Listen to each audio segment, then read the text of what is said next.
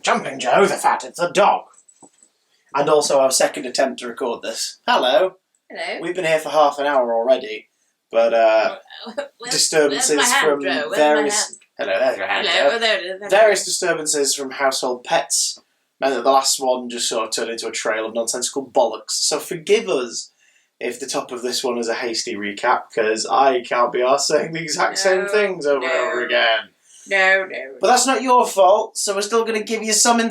Welcome to Doctor Review, I'm Chris. I'm not Chris. And we're here to talk utter nonsense about a programme you've probably watched a million videos of already before, because that's probably what you've got your YouTube account for, isn't it?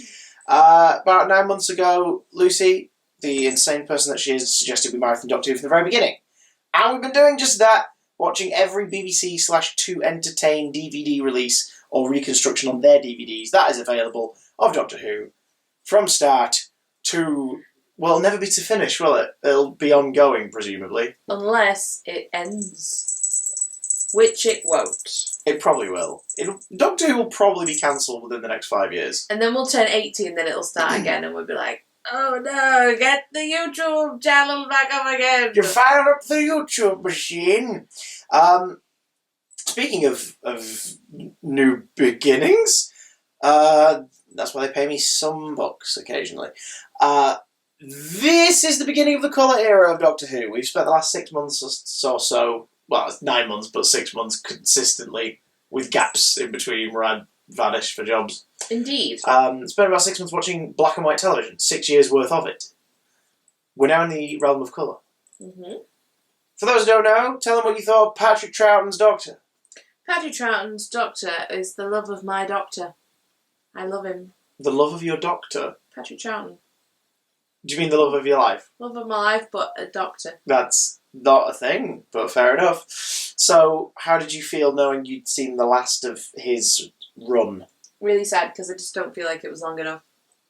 I don't feel like there was enough stories, don't feel like there was enough... Well, the painful irony is there was. We just can't see them. Saw them. Yeah. That's so upsetting. So would you say you were going through the archetypal transitionary period between Doctors going into this one? Of, the next one's not going to top it. You can't. Pat's the best. Shut up, everyone. Damn you all. Yeah. Okay. I've not quite hit that. Oh, he's amazing! Yeah, with John Pertwee. Pertwee. Would you say that's because of the character? I'm biased. Oh, wait. Or, well, it's definitely your bias, but like, would you say it's because of the character? Or would you say because the stories this series are kind of similar in structure after the first one? I think... So you're not really seeing him do too much? Yeah. That's probably a big thing of it, but it's just, it's so different. I'm a... It sounds stupid. I'm a person. I'm a British person. No, I am a YouTube person. reference. Congratulations. Nice. I am not a person that likes change. And that's just what I'm like in life. If I don't like change. Unfortunately, I don't like it. I don't like it. It makes me feel really, really anxious. And yet, you pick Doctor Who to marathon. I know. There's a lot of change. It changes all the time. Yeah, that was stupid. Let's stop watching it. I don't want to watch it anymore. Well, that's it, guys. Goodbye. Goodbye, Gordon. Tell Alfred to suck it. Another YouTube reference. Woo. Anyway, so I think I just don't think I've warmed up to him yet. Okay. Which is unfortunate, because usually by now, I would have. Not saying that he's not amazing, he is, but he's not... like sort of, don't be mad at me. I'm trying not to offend anyone. Is that because you know how I feel about him? Is that why? No. I think there's other factors in it which I'm enjoying more than the Doctor. Okay, that's perfectly fine. Well, that's what makes this series so unique, is this is a complete format change. And I don't think the show really goes through as significant a format change as this again until the modern style version of it in 2005. Because from this point, the show is... I mean, obviously, like, the time travel stuff comes back within the next few years, but the show is now sort of like, this is the style we're in 23 to 25 minute long episodes. They're in full colour. There's a tone to each series now. Like Pat and Billy's seasons were very similar in tone. Yeah. The characters changed how the stories sort of worked, I think, but they were all very similar in tone. It was either very cold, hard, factual with the whimsical or alien elements, or kind of lighter area tone with a foreboding enemy in there somewhere. Whereas these ones are like, this series is Spearhead from Space is sort of its own mini kind of sci-fi story, and then the next three are Quatermass, like style. What is that word? What did you just say? Quatermass is a character who's featured in various TV serials and comic books and things. Did you make that up? No. Oh my God, no. I don't know Quatermass. I don't know too much about. It's Bernard Quatermass, isn't it? I don't know too much about him. But I know that he's a very sort of dapper, like, leading man character, and it's science fiction stories about dealing with alien threats and unusual occurrences on Earth and that kind of thing. Oh. And it's a sort of very prim and proper. Imagine if The Avengers, the TV show, were about science fiction. That's sort of Quatermass. Is the show called Quatermass? I think one version is just called Quatermass, but there's been various incarnations of it. In fact, there was a live one on BBC 4 about 15 years ago with Mark Gatiss and David Tennant in it. Oh my God. Wow. Yeah, which over the credits, you see everybody congratulating each other on it going really well, and see like the crew like clapping. Brain knowledge expanding. So, but that's, do you know what I mean? Sort of James Bond meets science fiction. Yeah. Kind of vibe. This era has that. Yeah, and then the tone, I agree with that. The tone becomes a little bit more chess game Sherlock Moriarty next series with the backdrop of this. Right. And then like the year after that the fantasy element starts to come in again when interplanetary things start to happen again. And then by the time Tom rolls around, it's sci-fi japes, and then it becomes more gothic and weird. And so the tone shifts, but the style, the delivery, the package that you see, the time of each episode, etc., kind of sticks the same now.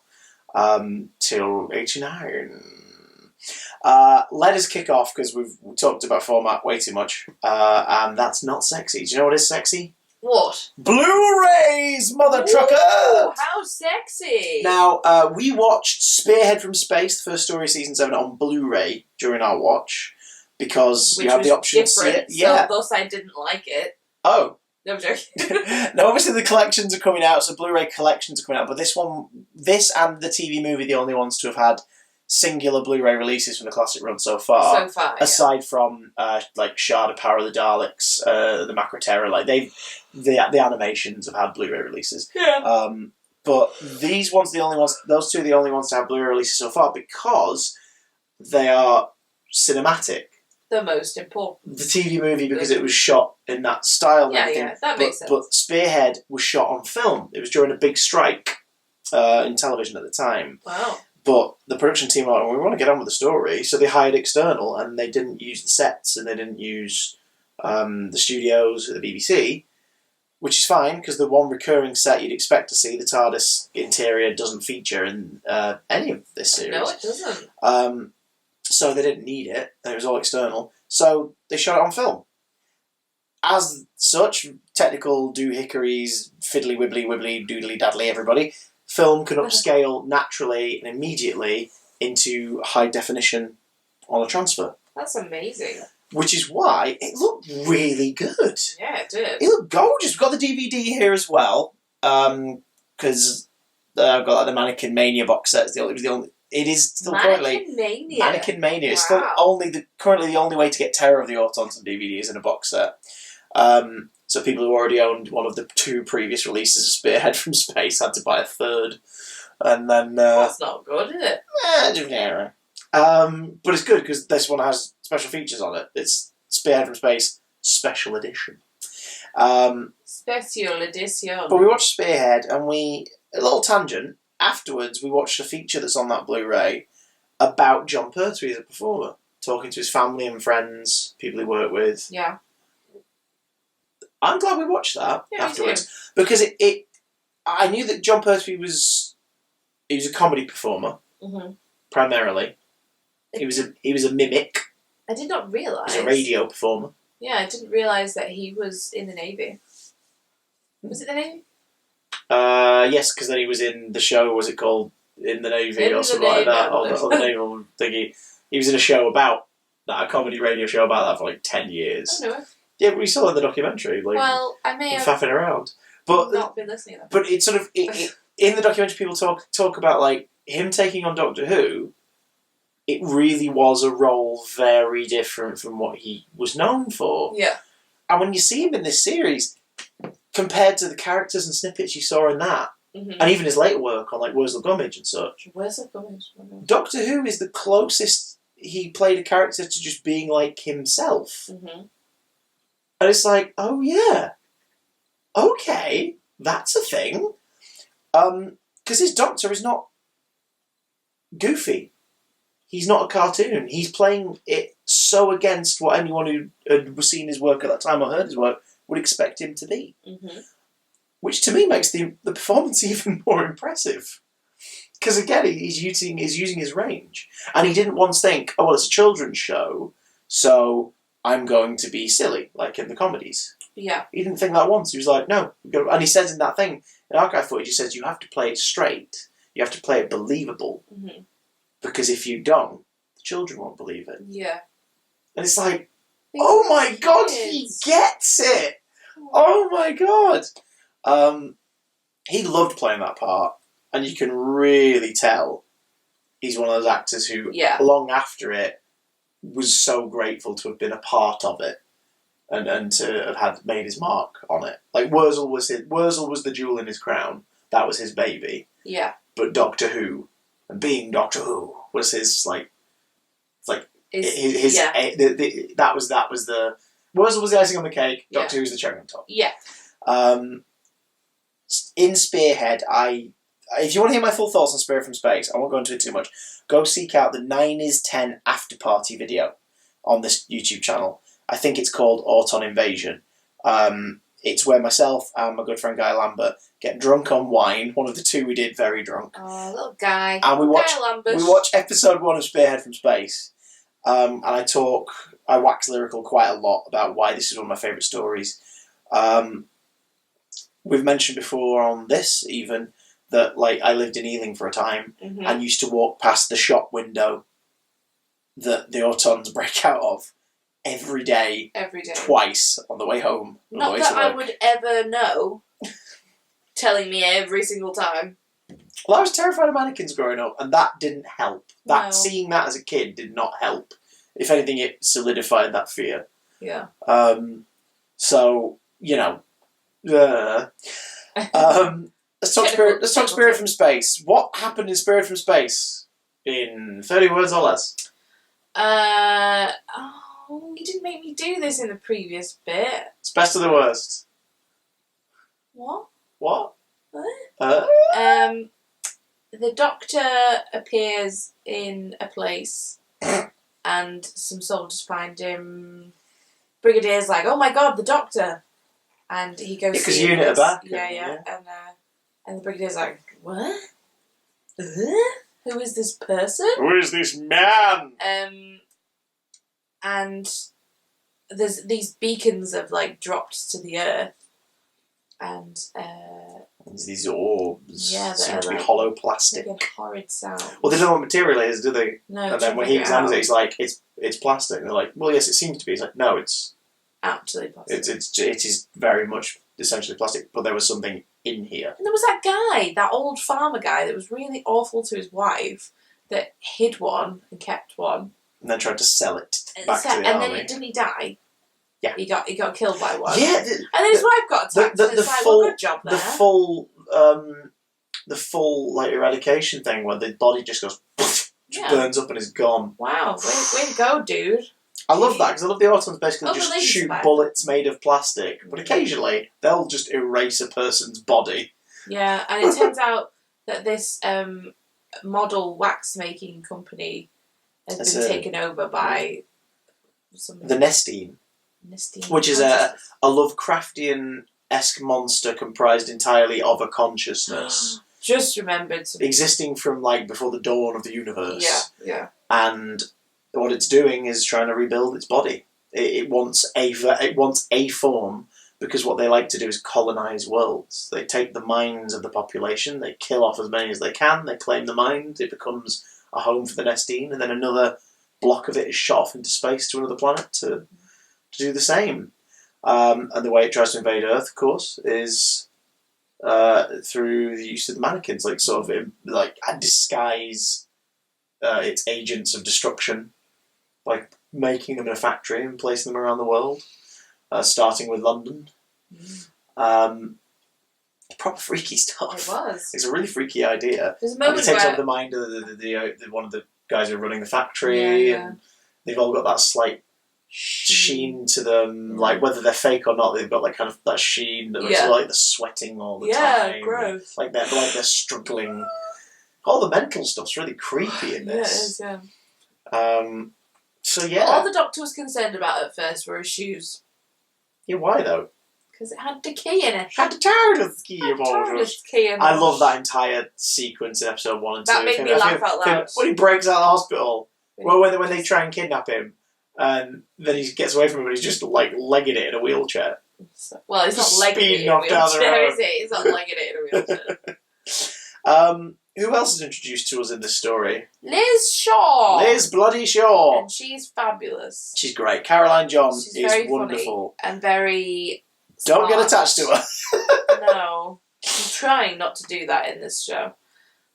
She's very, very sassy, smart, kind of on the same level as the Doctor. She understands him pretty much straight away, doesn't she, really? Yeah, although they sort of bond over their mutual distaste for the Brigadier and unit's sort of fastidiousness. Which is a shame, because I love the Brigadier. Oh, he's great, but they can't be arsed with the whole military thing. They hate it.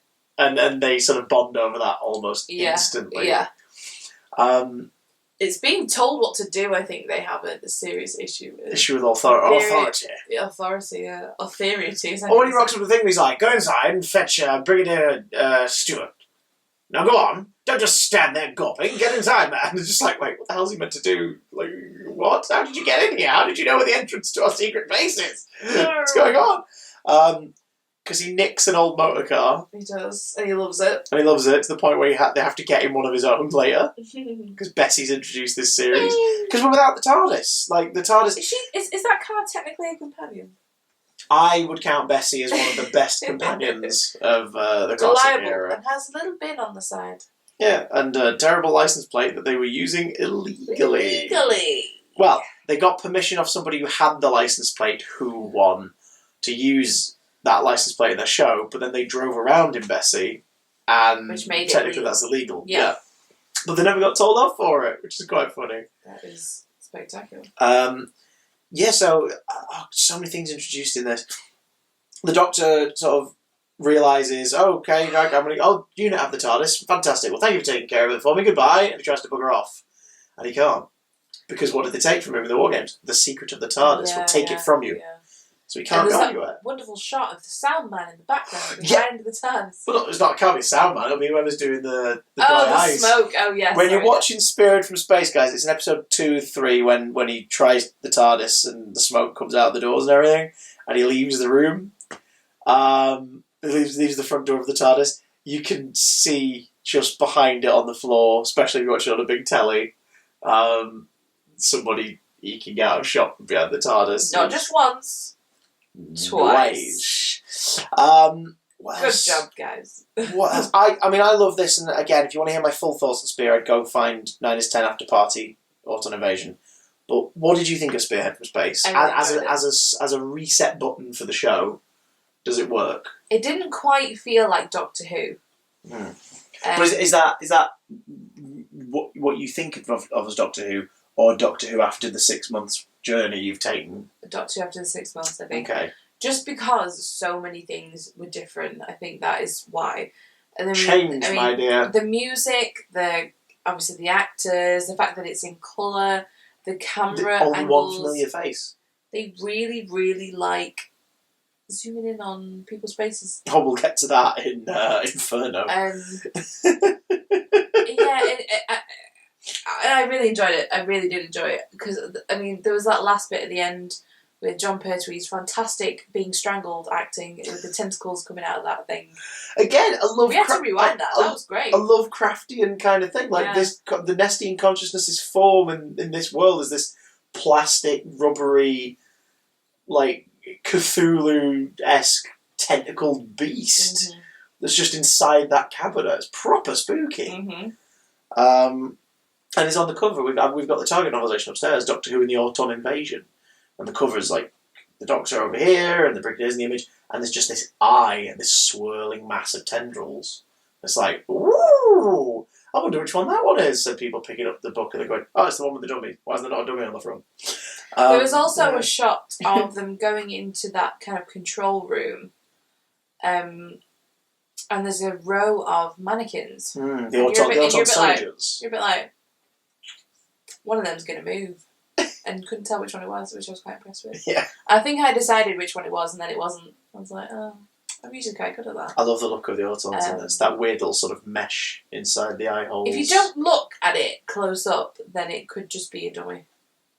But if you do look at it close up, I think those details are creepy. Like the fact that it's got almost like a sunken-in eye. But there was one moment where a little gap in between the lips. There was one moment where you saw the guy's eyes.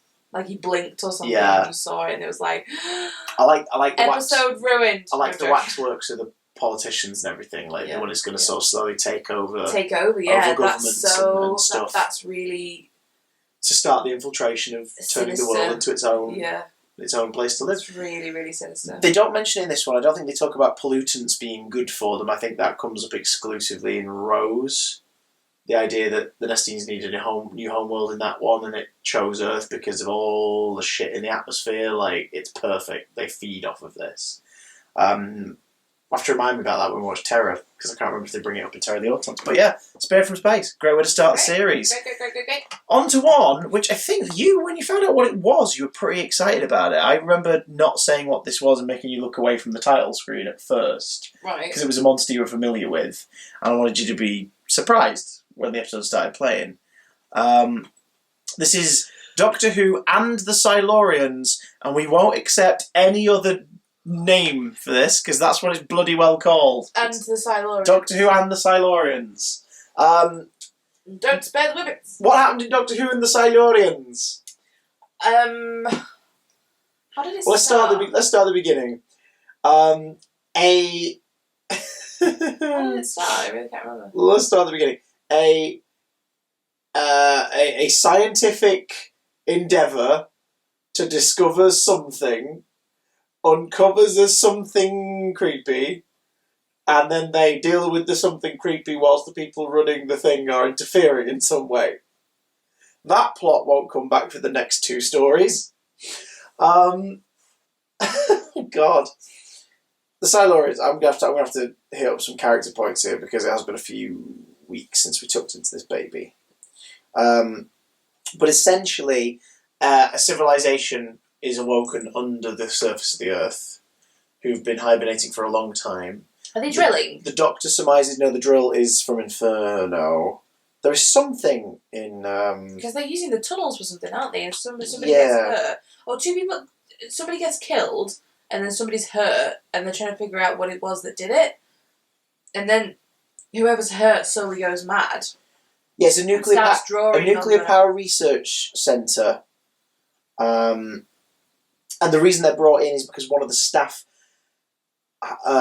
goes missing because they're killed by this thing, this creature, and the other one this is big creature, and the other one is traumatised, and they think he's gone mad from what he's seen. And when the Doctor approaches him, he realises what he's drawing matches sort of the style of cave paintings. It's like his mind has regressed in terror, or has possibly been pushed by some influence. Yeah, and he's just scrawling these reptiles on the walls of his hospital room. Reptiles. And you realise that this underground civilization has been dormant, has awoken. One of the doctors in charge of the station knows that it's happening and is trying to commune with them.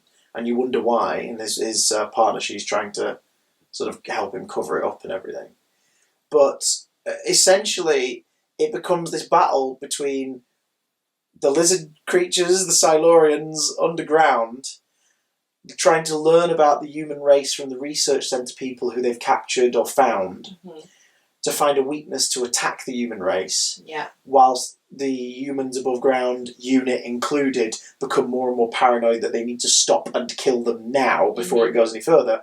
While the Doctor and Liz seem to be the only ones going, look, can we just contact them? Like, let's talk to them. Let's figure this out, because there may be a way.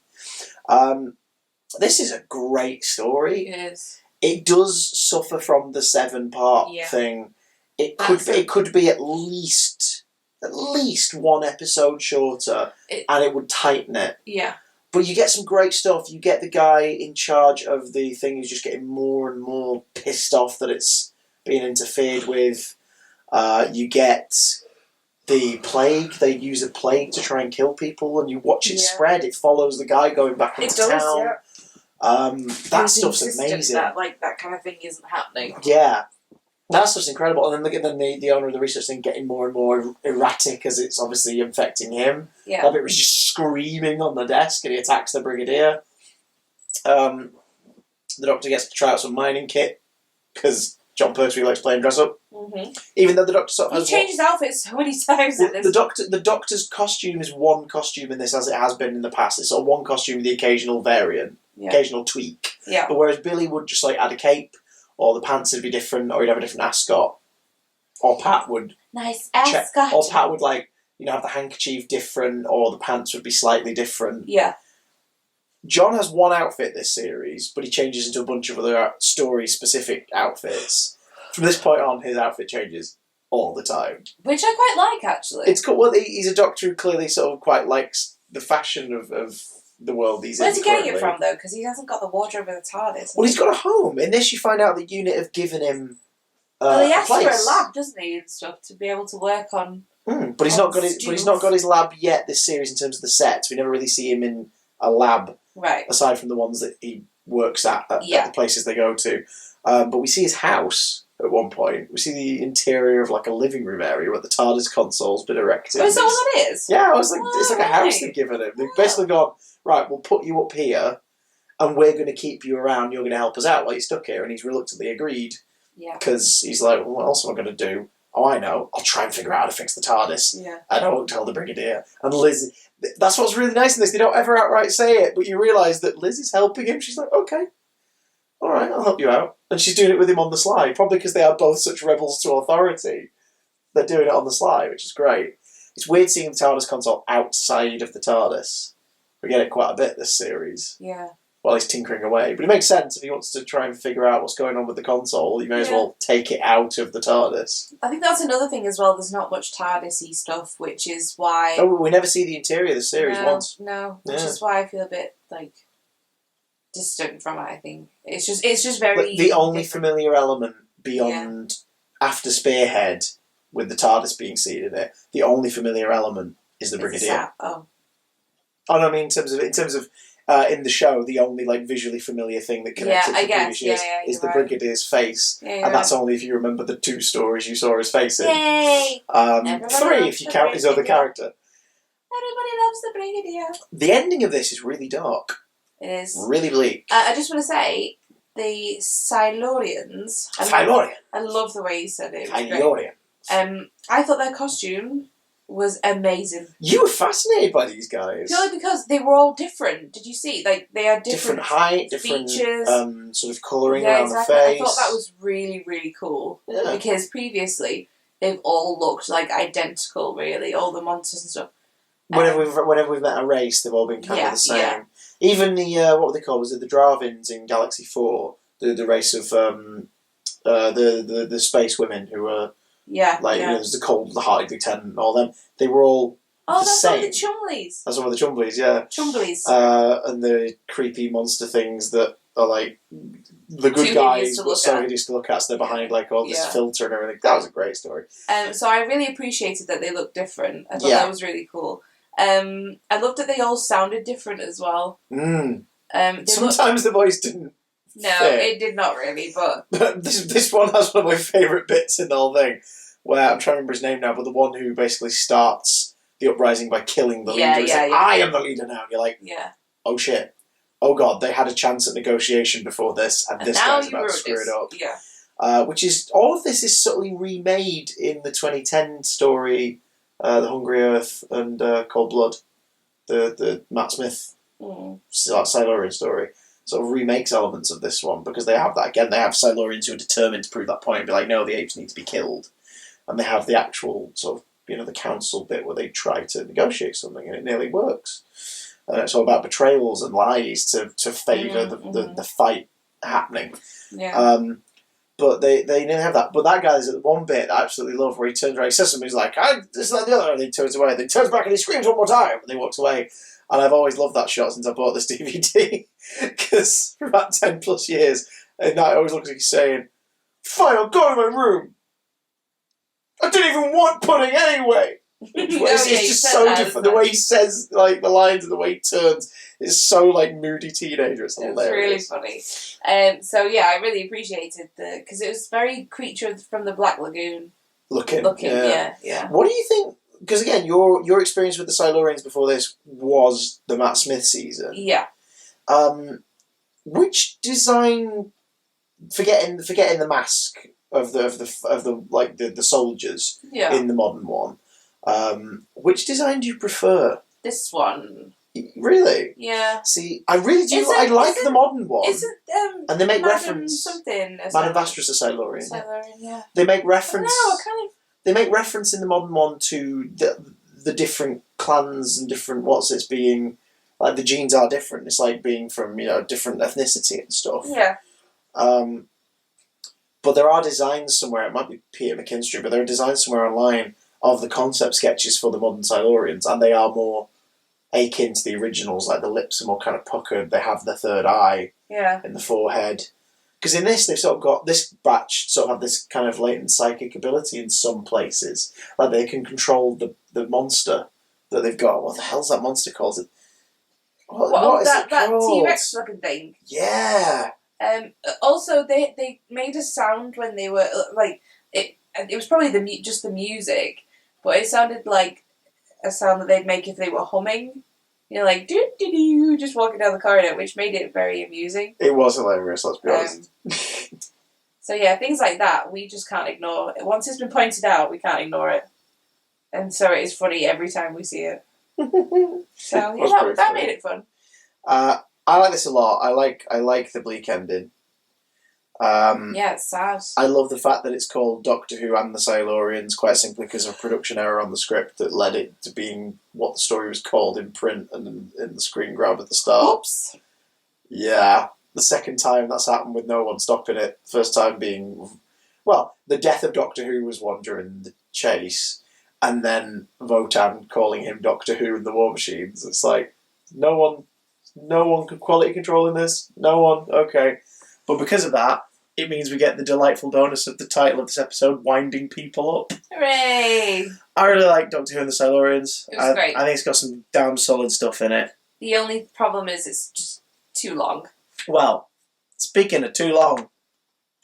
Segue. Another 7-parter. Ladies and gentlemen, The Ambassadors of Death. Confession. I first watched this about 7 years ago. I thought it was dull as dishwater. We rewatched this last week, and I really enjoyed it. So, The Ambassadors of Death is the one with the astronauts capsule going up to find out what happened to the previous one. Yeah. And eventually, 3 astronauts are retrieved after that really eerie bit where they're hearing his voice in the capsule and he's not responding to them. He's just repeating stuff that he would have said earlier.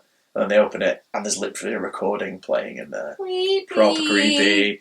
But again, this one, there's a facility, and the facility's doing some scientific stuff, and that scientific stuff, something goes wrong, and there's a creature that's all mysterious, and the doctor comes in to figure out what's happening.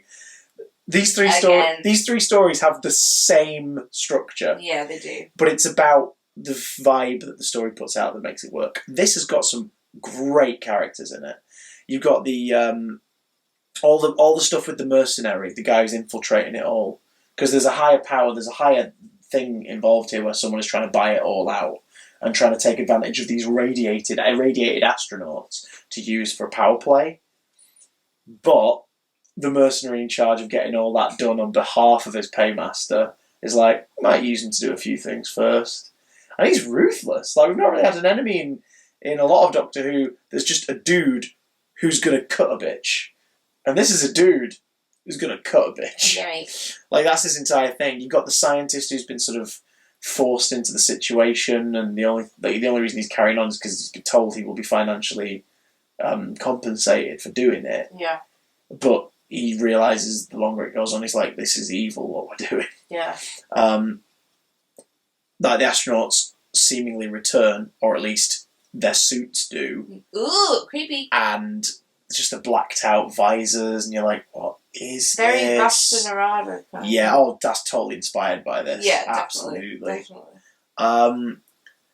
This is great. I really liked the Ambassadors of Death. The idea that human interference with space exploration is the villain in a Doctor Who story, and not the monster. There are 3 monsters in this who do horrendous harm and can do horrendous harm to people, and yet they are being used by something else. And as the story goes on, we find out that they were like these beings. They were the representatives of their race, the ambassadors sent to communicate with Earth. Like us, it's taken them a time to get the tech capable enough to come out to speak to us. And because a previous thing goes wrong and someone dies at the hands of what do you call it? The hands of one of these things. The guy gets a vendetta and is like, right, I'm going to take him down. I'm going to kill him. In the general, remember? Yeah.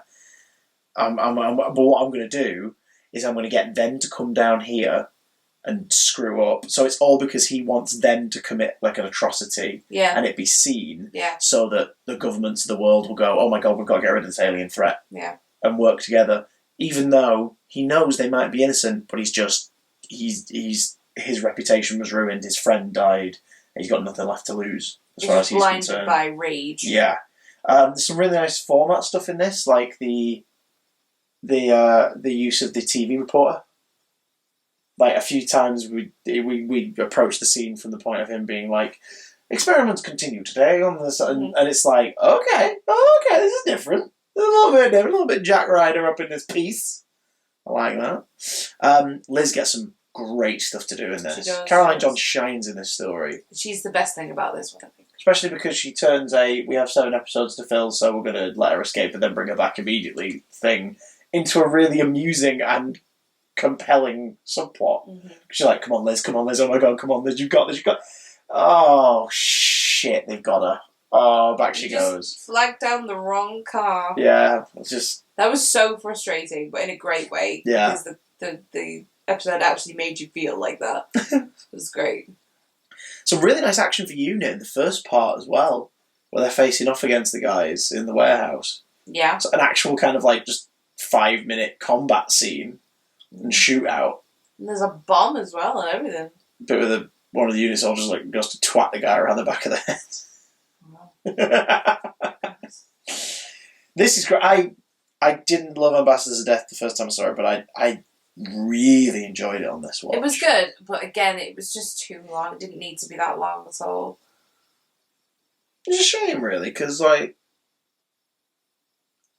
shortening them might make them lose some of what does make them special when it works. But on a lot of the special features, because we try to watch at least the making of documentary of each one after we finished it. Yeah. On a lot of the special features, Terrence Dix and Barry Letts and all the team and everything talk about how like we had to find a way to stretch it out. So you're like, what? Why? Why did you? But that's because that was back in the day. That was the format that we wanted. We want it serialized. It needs to be this. It needs to be that.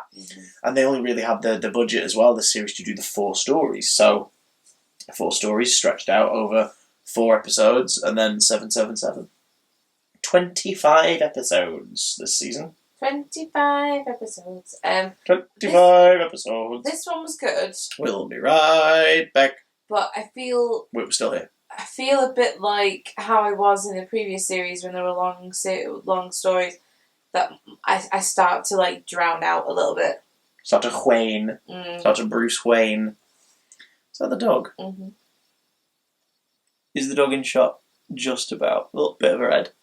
A sleepy pooch. Speaking of sleepy pooch, this segue doesn't work. The last story of season 7, Inferno.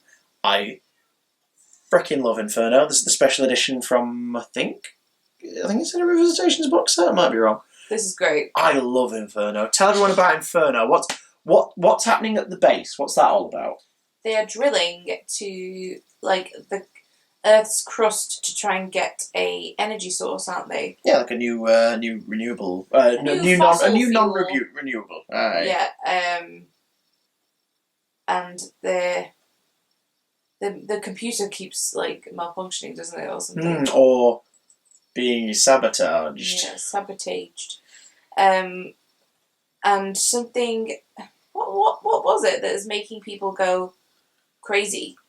Well, there's a substance that seems to have come up from some of the drilling that has if you touch started to turn people. Yeah, turn into a blue, greeny, beastie monster. Sort of feral people. But director, well, not director yet. That's the other one. Professor Stahlman, who's in charge of it all, is like, nope, we're going to carry on. Yeah. And they've got scientific advisors there, including what's his name? I want to get his name right. By Jingo. What's his chuffing name?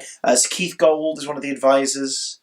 They've got Greg Sutton in, who's there to sort of oversee it. And he's a bit more of a Dr. Henry Jones kind of thing. He's there to supervise the sort of tech of it all.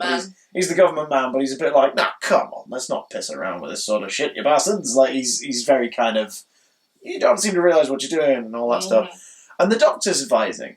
It's like, why is he taking an interest in this, as the Brigadier says? And the doctor's like, scientific experiment, or discovering of a new fossil fuel, digging into the Earth's crust. Like, why wouldn't I be here for this? And then he pops back to his research shed on site, because UNIT get brought in after the mutated person attack. That's when UNIT are brought in. The doctor's already there. Yeah. Because it turns out he and Liz are in his research shed using some of the nuclear reactor's power to help do some experiments with the TARDIS console in an attempt to fix it and figure out what's wrong with it. Sneaky. One of them goes wrong during a fluctuation of the nuclear reactor, and the Doctor is very briefly sent into sort of a wormhole kind of state. Dimension-y kind of thing. That Liz just manages to get him the console back from.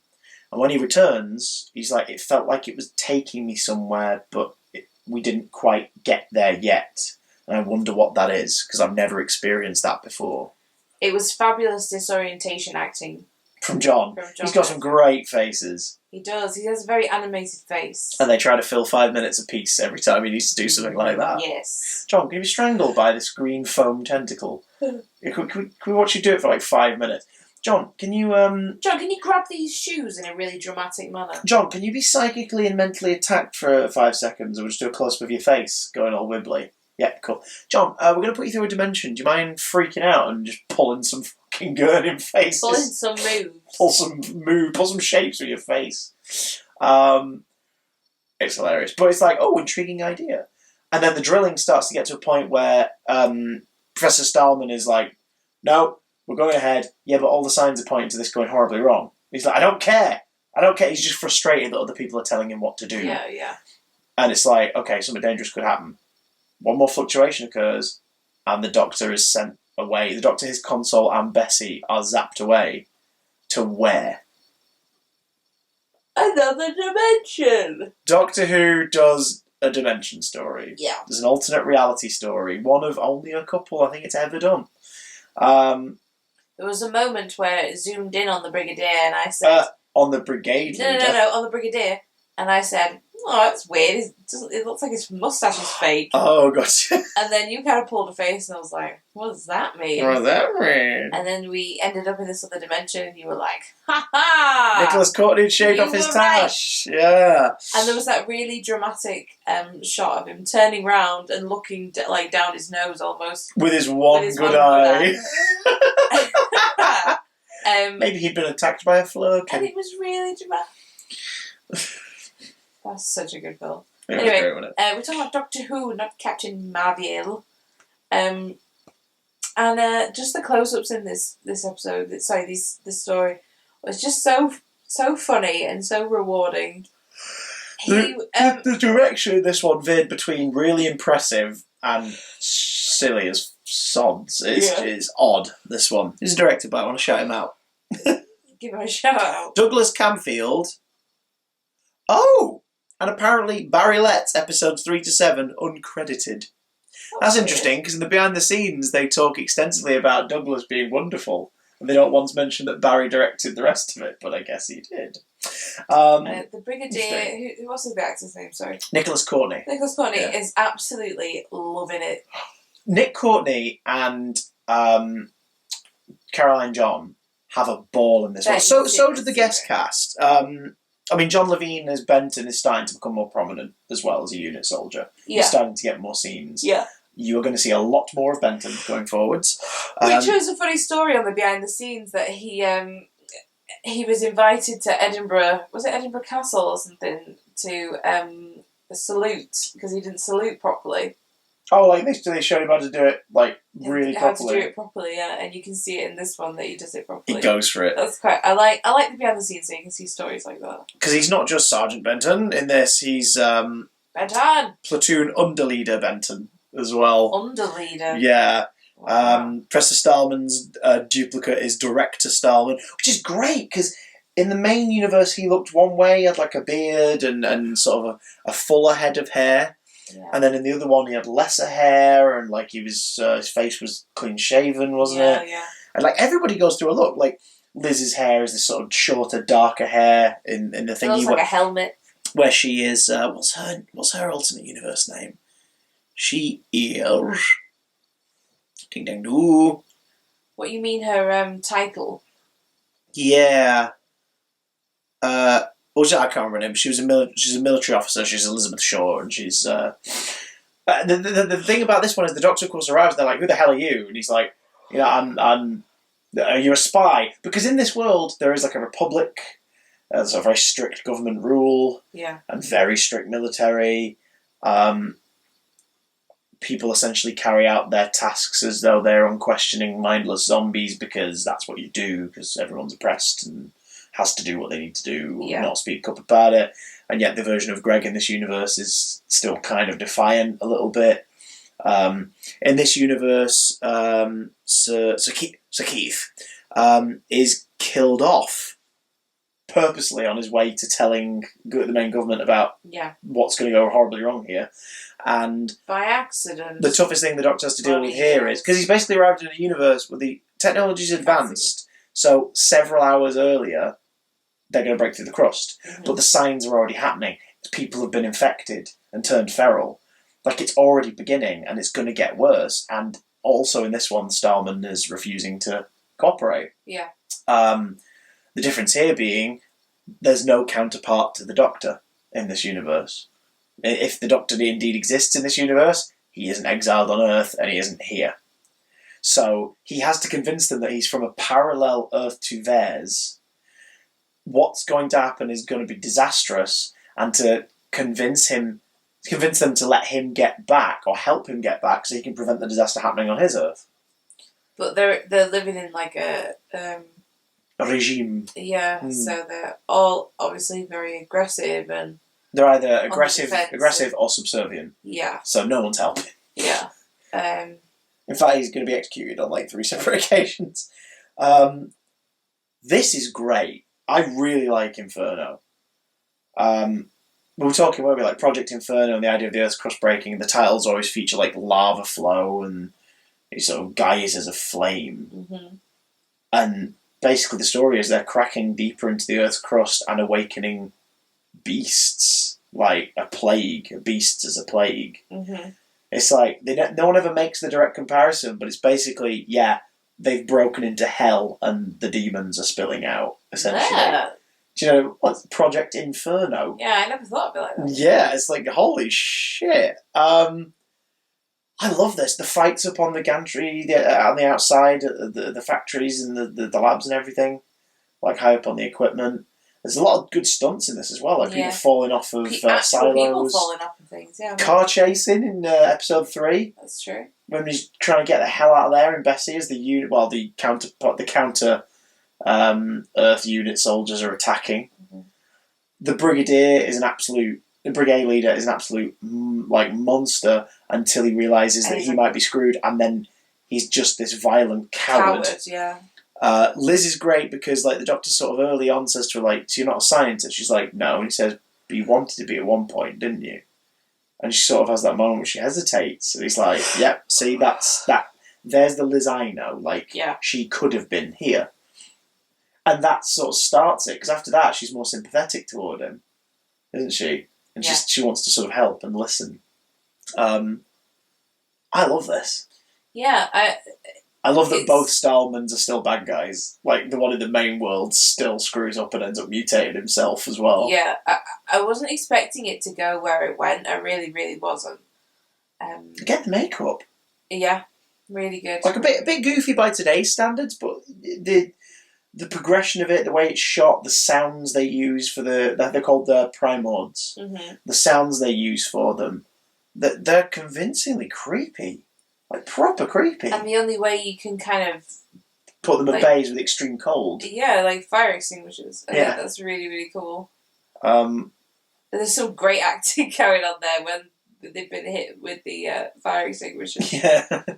I don't think anyone's ever quite matched the one-toned science warlord from the War Games and his weird sort of slow drop onto the step after he dies. What is it with these slow deaths? Like, you know really what it is? Dramatic. It's because at this point people still feel like in TV, and you can see it again in a lot of 60s and 70s telly, people still feel like they have to shoot the whole thing. Yeah. People never just drop out of frame, or it never cuts to another angle of them falling back toward camera or anything. It's always keep the camera on them and watch the actor try their damnedest with no insurance and no stunt double to fall to the floor in a heavy costume or a heavy prop and not hurt themselves. I guess also if they just drop to the floor, because it's not a show that has like blood and gore or whatever. There's a lot of violence in this story. There is. Do you know what? There's a lot of violence in early Doctor Who. I think that's probably why it's super dramatic, to show that person is dying. Yeah. Really dramatic, because he can't show blood, he can't show gore and stuff. So that's probably why I answered my own question. You know. Congratulations. Thank you. Put it there. No, your hand's too far away. Oh, hey. Foot shapes. Yeah, I enjoyed this one. I did enjoy this one. I'm kind of sad that he didn't... Well, I'm not saying he didn't try and help the others, but like... Well, it got to the point where it was beyond helping them. Yeah. And again, it wasn't for lack of him trying. Yeah. Like, he tried to stop them making the mistakes, and then that version of Stallman and the brigade leader's actions, they still go the way that he predicted them to. Yeah. And then he turns around and he's honest with... I like that he's honest with them. He's like, can you save us? No.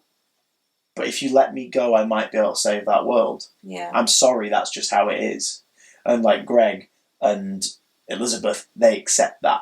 They're like, okay, right, let's get you back so you can stop this happening somewhere else. Mm-hmm. And Elizabeth Shaw becomes more and more like, you know, oh, I'm sick of your shit with the brigade leader as the story's going on. Like, she's less his... one of his officers, and more just, oh, for God's sake, shut up.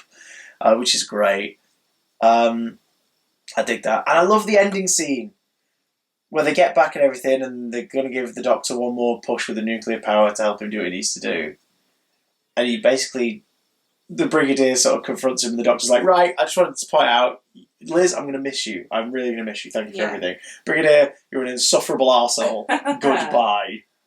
And then he dematerializes with the console. Mm-hmm. And then reappears in a rubbish tip down the road. He comes back covered in dirt. And then tries to just be friendly and be like, well, can't let a momentary lapse of anger, to ruin a great friendship, can we?